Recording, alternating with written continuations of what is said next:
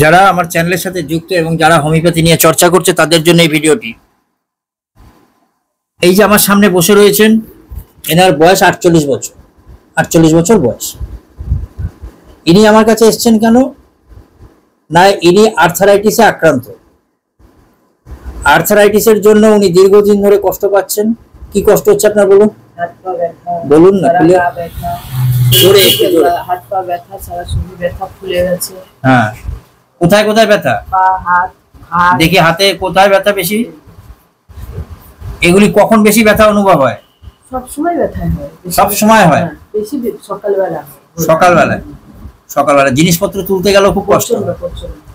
এই ব্যথা রয়েছে পেশেন্টের, তার সাথে পেটে গ্যাস ফর্ম করছে, প্রচন্ড গ্যাস ফর্ম করছে। আর কি জানা গেল না, উনি ডায়াবেটিসে আক্রান্ত রয়েছে, ডায়াবেটিক পেশেন্ট।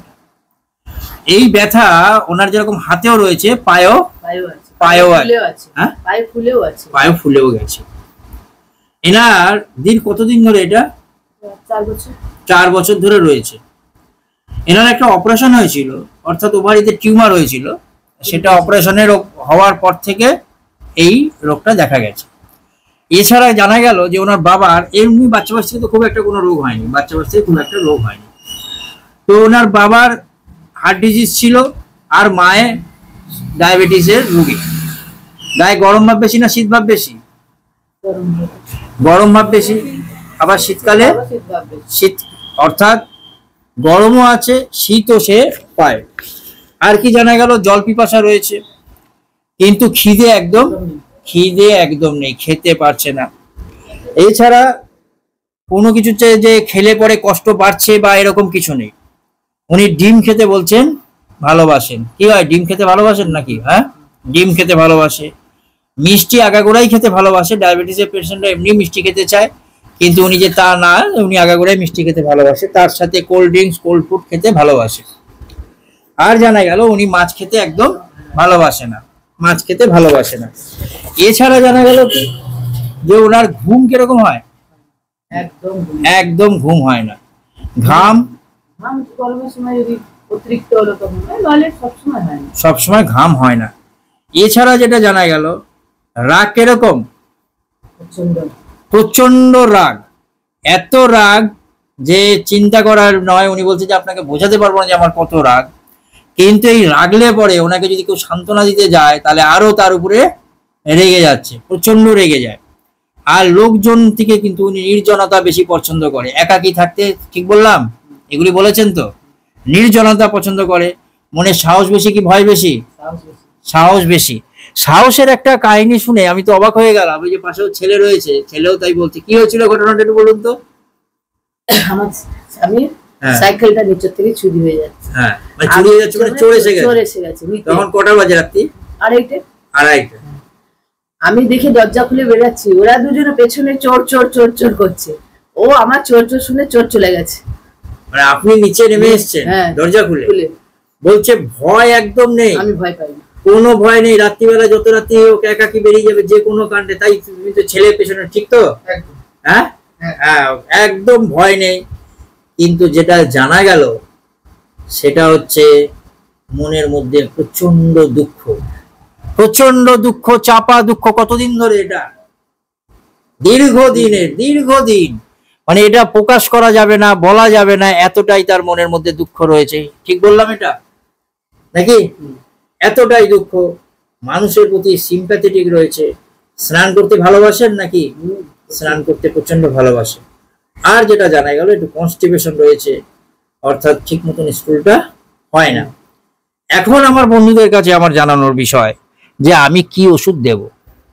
আরেকটা জিনিস, এই আমি কোনো সিমটমস আমি ঠিক মতন যখন বুঝে উঠতে পারছিলাম না যে কি ওষুধ দেব, তখন আমি একটা জিনিস জানলাম, যেটাকে আমি খুব পছন্দ করি অনেক সময় রোগীদের কাছ থেকে কোনো সিমটম না পেলে। সেটা হলো উনি কি রং পছন্দ করেন। অর্থাৎ কি রং পছন্দ করেন? পিঙ্ক কালার খুব পছন্দ করেন, আর সাদা পছন্দ করেন। এই দুটো রং থেকে আমি কিন্তু ওষুধের জায়গাতে পৌঁছতে আরম্ভ করলাম। কারণ ওনার প্রথম যে প্রশ্ন সেটাতে আসছি, যে আমি যে ওষুধটি দিলাম সেই ওষুধটি হচ্ছে ইগনেশিয়া। কেন ইগনেশিয়া এর জন্য দিলাম? প্রথমত ওনার আমরা যদি একটু নরেন বন্দ্যোপাধ্যায়ের বইটি দেখি, সেখানে আমরা জানতে পারবো যে মনের ভাব, এই মনের জন্য কিন্তু অসুস্থতা, এই যে ওনার রোগ যে কিছু এসছে সব কিছু হচ্ছে মনের মধ্যে এত চাপা দুঃখ কষ্ট সব দীর্ঘদিন ধরে কিন্তু উনি হজম করে গেছে। কি ঠিক বললাম এটা? হ্যাঁ, ওনার যে মনের মধ্যে কষ্ট কারোর কাছে প্রকাশ করতে পারেনি, কারোর এই যে প্রাণের মধ্যে যে ব্যথা, সেই ব্যথাও কার কাছে তুলতে পারেনি বা বলতে পারেনি, এর জন্য কিন্তু ওনার এই কষ্ট দীর্ঘদিন ধরে চেপে রয়েছে, যার ফলে উনি কিন্তু আস্তে আস্তে রোগাক্রান্ত হয়ে গেছে। দ্বিতীয় যে কথাটা, আরেকটি জিনিস জানতে পারলাম, আপনার মাঝে মধ্যে দীর্ঘ নিঃশ্বাস পড়ে। হ্যাঁ, দীর্ঘ নিঃশ্বাস পড়ে, অর্থাৎ একা একা যখন বসে থাকে তখন খুব দীর্ঘ নিঃশ্বাস পড়ে। এই যে দীর্ঘ নিঃশ্বাস, এবং আরেকটি বললাম যে নির্জন প্রিয়তা, ওই যে আমি প্রথমেই বলেছিলাম যে কোম্পানি অ্যাভারশন, অর্থাৎ লোকজন পছন্দ করে না, উনি নির্জনে থাকতে একা থাকতে বেশি পছন্দ করেন। এটি হচ্ছে দ্বিতীয় কথা। তৃতীয় কথা, সান্ত্বনায় বৃদ্ধি, মানসিক পরিবর্তনশীলতা, অর্থাৎ কোনো সময় কিন্তু ওনার চঞ্চলতা থাকে, মানে মানসিকভাবে পরিবর্তন হয়ে যায়। ঠিক বললাম এটা? এগুলি আপনি বলেছেন। আর হচ্ছে কি সান্ত্বনা, অর্থাৎ ওনাকে যদি কোনো সময় সান্ত্বনা দেওয়া যায় আরো রাগ বেড়ে যাবে, আরো সমস্ত কিছুতে উনি রেগে যায়, বিরক্ত হয়ে ওঠে। এইটা হচ্ছে তৃতীয় কথা। যদি আমরা চতুর্থ কথাটি দেখি তাহলে পরেও পাবো সম্পূর্ণ মনের উপর দিক থেকে, অর্থাৎ বিরুদ্ধাভাবাপন্ন হ্রাস বৃদ্ধি, অর্থাৎ কোনো কিছু ওনাকে কেউ কিছু বললে বা কোনো কিছু বললে পরেই সব সময় কিন্তু উনি কারোর কোনো কিছুতে বিরুদ্ধ ভাব দেখায়, নিজে যেটা চিন্তা ভাবনা করবে সেই জায়গাতেই চলে আসে। আর তার সাথে যেটা পেলাম যে মানুষের প্রতি সিম্প্যাথেটিক রয়েছে এবং কনস্টিপেশন রয়েছে। এই জায়গাগুলিকে দেখে আমি কিন্তু ওনাকে ইগনেশিয়া দিচ্ছি। এবার আসি আরেকটা জায়গায়, যে সাহসের কথা বললাম, যদি আমি একটু দেখি সাহস, এই যে মাইন্ডের থেকে দেখুন এই যে সাহসী,